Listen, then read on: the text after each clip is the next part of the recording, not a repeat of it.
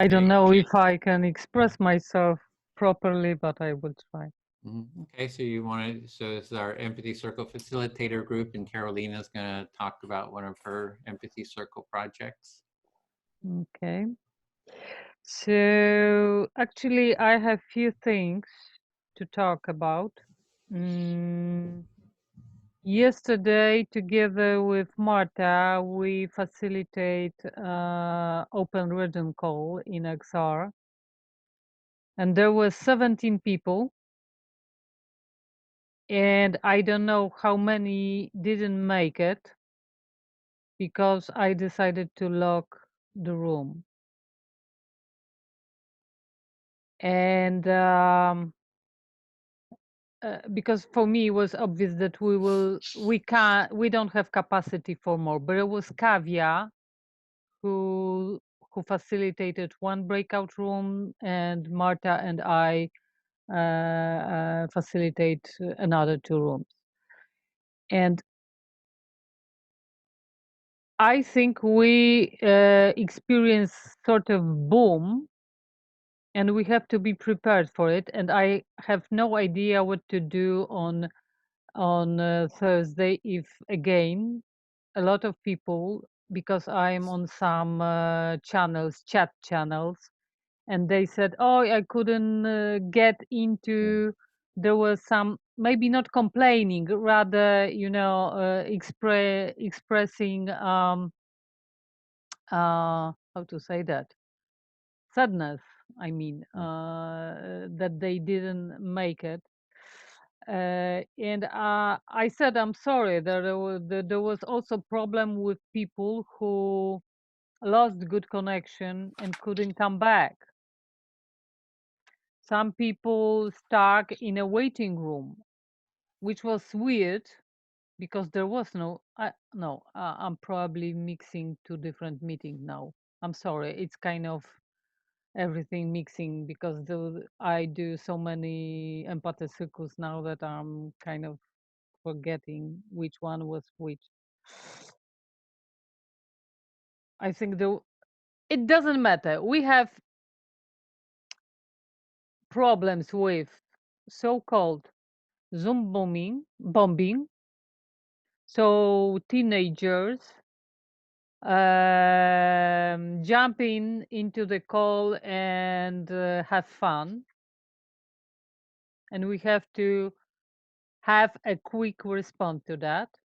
We have problem with boom and lack of facilitators, and we have changed Zoom setup. We have to accommodate to that and find a way to deal with the situation when somebody lost the connection and want to reconnect, and we have to find a way how to deal with it. My idea is, so keep waiting room and remembering having a list of people who participate, who were in breakout rooms, so I can let them in, but only those who were on time, and start empathy circle on time, because I'm sorry, we can't let people coming whenever they want to join our meeting. It's impossible. It destroys all the work we do and distracts other participants. It's not fair towards other participants. But it would be nice to have the opportunity to let them in, those who just, you know, lost connection for a while. We have to figure out what to do. We also have to figure out what we do when we lost connection. It become very tricky. So that's one thing. Another thing is that now when we experience such a empathy circle boom, a lot of people join the meetings who are not, how to say that, before, when we weren't so popular, only people really committed to some ideas were joining our circles, like people interested in NVC or other methods of dialogue. Now we experience such a popularity that everyone wants to try, and some people are really bad in their skills, and we have to be prepared for that. That now it will be much more difficult, a lot of mess. People are distracted, they have problem with understanding, they don't understand this instruction we gave them at the beginning. A lot of such small things happening. And for the last week, I observed a lot of such participants who just didn't know what to do. After a few rounds, they kind of catch it and caught it, and they knew. And it in the second or third round, it went smoothly.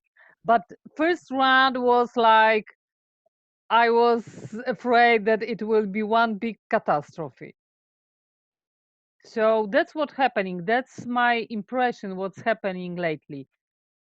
People who are not that focused on listening to each other just want to try, and they are not that good in listening, and it requires much more energy from us facilitators, being really focused on what's happening and being quick in noticing what's going on. Yeah, so any comments you have on that? And then I have one announcement. Yeah, for I know. Well, Edwin and Lo, you jumped.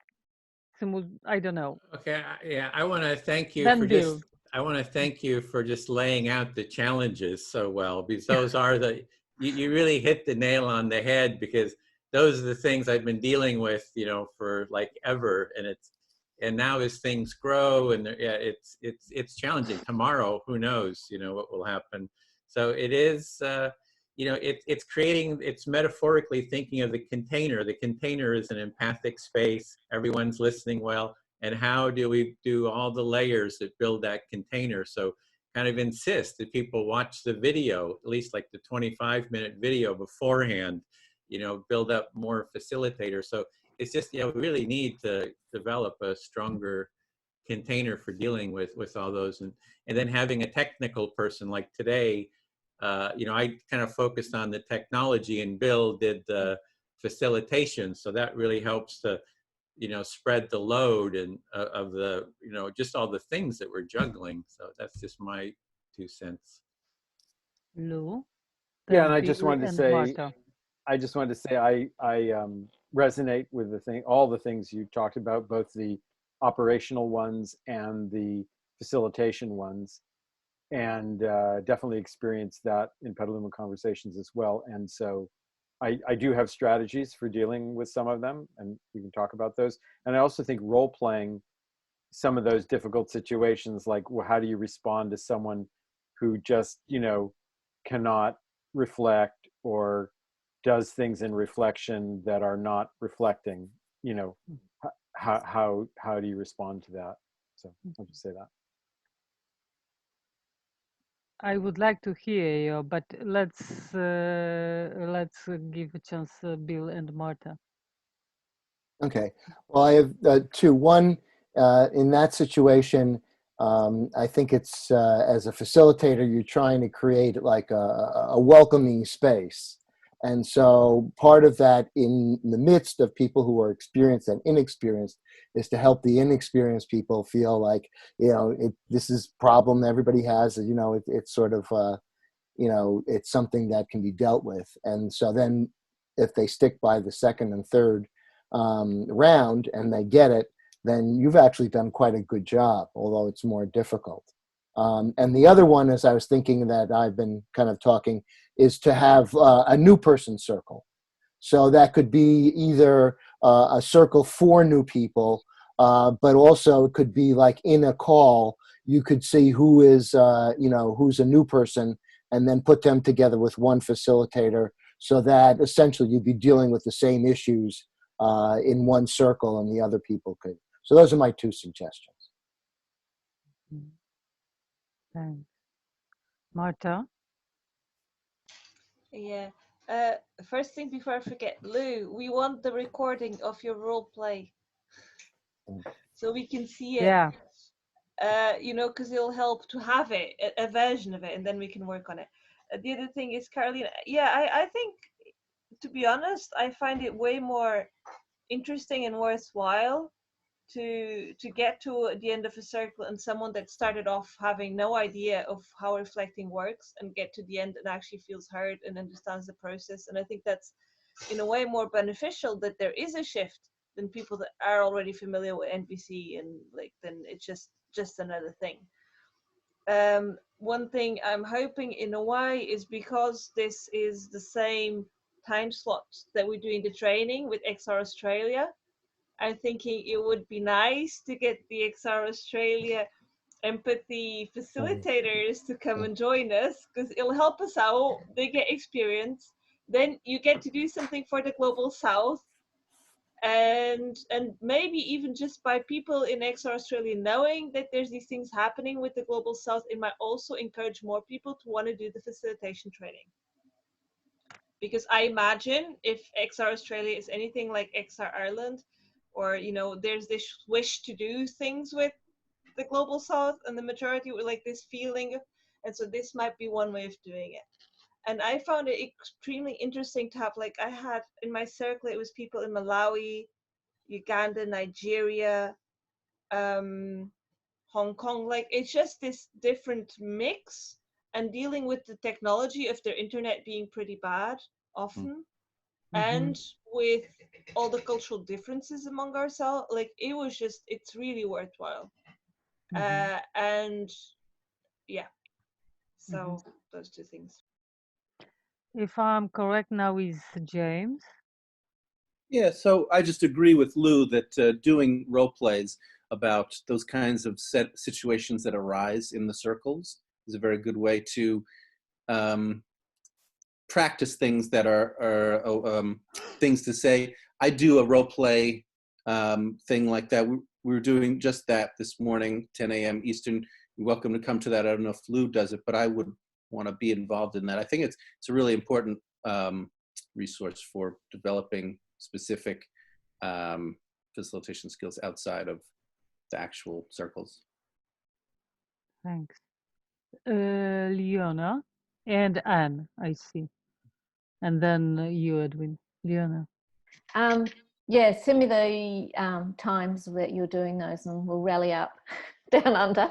I want a key distinction that seems to have happened spontaneously in Australia is we've been having discussion or circles that look like they might have been empathy circles, but actually they're 90-minute discussion circles, if you will, and really making that distinction's been important. So people have been sharing about, say, in COVID-19 and regen culture, but it's not had the reflective component. And really starting to make that distinction clear to people so people know which circle they're jumping into has felt really important. The other thing I want to say is that I remember, I don't know if I've made it on my head or remembering it actually, that first round where the empathy circle facilitator or somebody who's done a few empathy circles models that process of reflective listening or active listening really can support people who are like, I don't know what the hell this is. You know, they're in normal conversations like peppered with advice giving and intervening. And so having that first round, have people poll or put their hand up about whether they want to have an experienced empathy circle participant identify themselves and model what this looks like. I don't know. That's just another option. And that's me. Okay, Anne? You are muted, Anne. Okay. It was William sort of covered it a bit. It was like having a breakout room for new people. So there was a focus, like in Extinction Rebellion local groups. We have like if people are new, they stay for the introduction, and then they'll go off to one side and they'll they have their first with the whole group, and then they're going to have an introductory session. So it's kind of like a normal practice, because then it helps to integrate them in. So that was one of the things. I'm not sure if I can remember the other now. And having a co-facilitator for the group with new people if possible.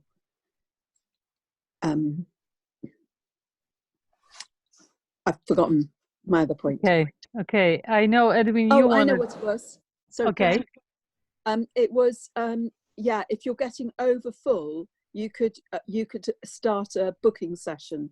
I've noticed that DNA sessions are getting booked up in advance, so you sign up ahead of time so that you can limit the number of people coming in, because that was one of your other points, and people have used Eventbrite to do that. Mm-hmm. A lot of things everyone said. I'm glad that we're recording that, because I feel lost in all the ideas. I just want to notice that when we have so many new people, modeling is more difficult, because when I'm modeling that with another qualified or experienced participant, it's easier because we both know the methods. But when I am only with newcomers, first speaker doesn't know the rules, and it's very difficult to model. It's much easier to model with the person who is already experienced participant.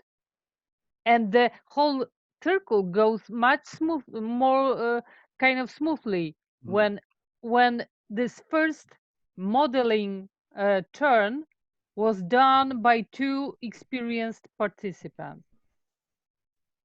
Okay, I see Lou.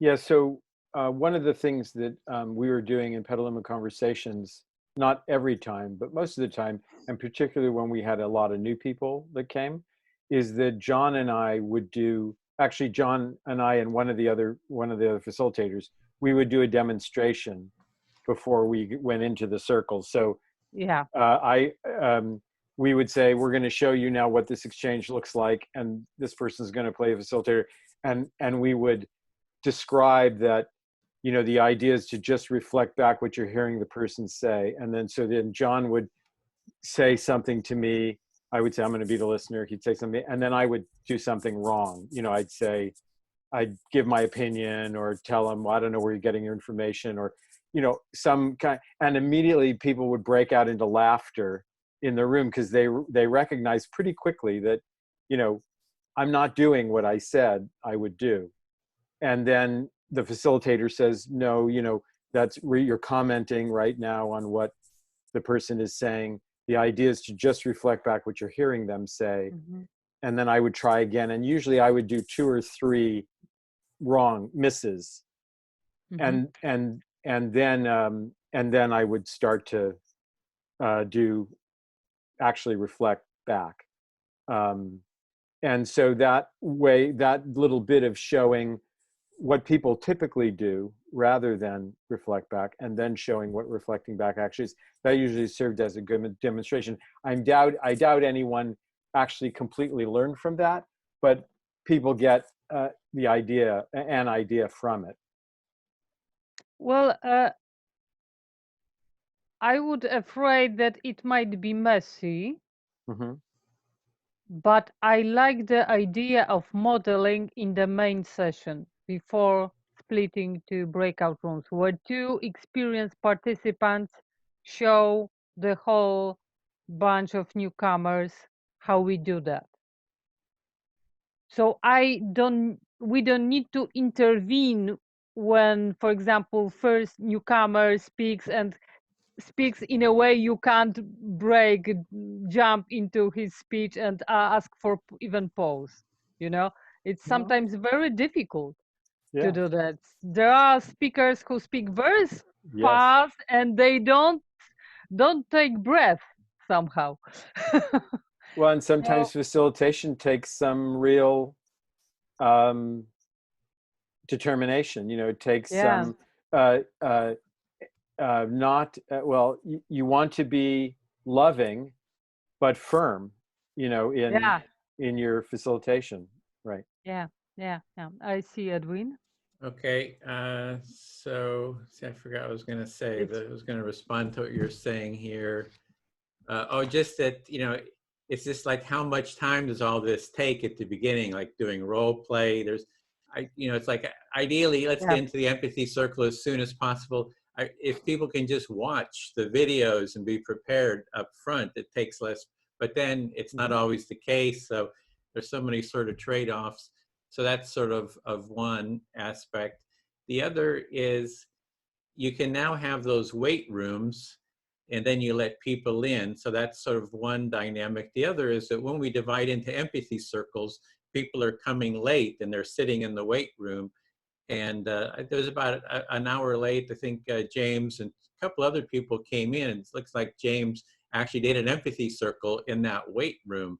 So it can actually be maybe somebody can kind of just hang out there and kind of introduce people to the process or something yeah, late. Just as they're not hanging. If I don't know what to do, I don't want to leave my group and go there. And yeah, yeah. so I think if we create facilitators and technician, sort of technician, that take care about all technicalities, and this person will stay in main session and might care about others who join later, and make this it has to be co-host, so this person can also kick out the person who behave, if because there is Marta probably can say more, this Zoom bombing, people just jump in and create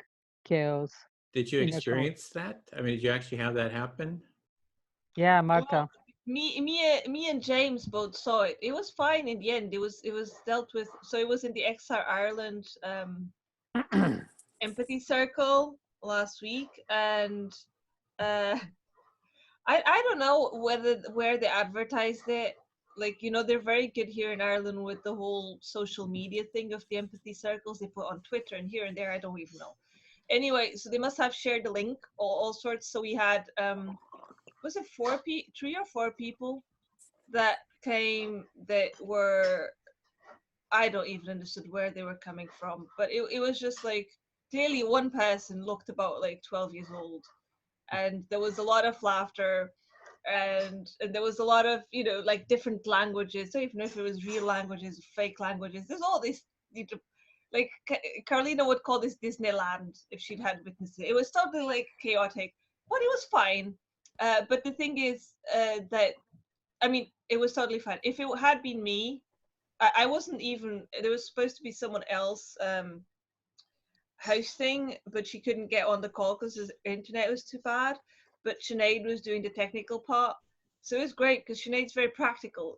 She just like asked, what's your age, da da da. And then she just like, I think she just took people off the Zoom altogether, except one person that then was in my circle.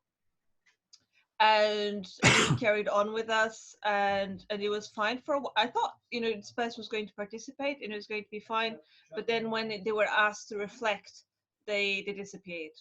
So I don't know, maybe that was too much, but until then I thought we'd won someone over. But yeah, but it was, so this is a thing that might happen, is just people that are bored and think, oh, I'm going to crash this empathy circle, the link is here online, and I'll just go and see what it's about, and I'll go and be a bit noisy and funny with my friends over there. Okay. But I mean, in this case, it was very easy to identify that the people didn't belong, because like they were having fun and being silly. But it didn't last, I don't know, James, was it like 5 minutes, if that? I think you're talking about a different one, because I was not there when that happened. Okay, maybe you joined after then. It was the same one, but maybe it was before you joined. Okay. Maybe it was before, you hadn't joined yet. Yeah, Okay. It was on that one. But yeah, that's it. It couldn't have been more than 5 minutes, the whole thing. So talking about time, we've kind of gone over on this Yeah, one. yeah. So Thank you. we had one more. Ben, do you have, let me stop the recording.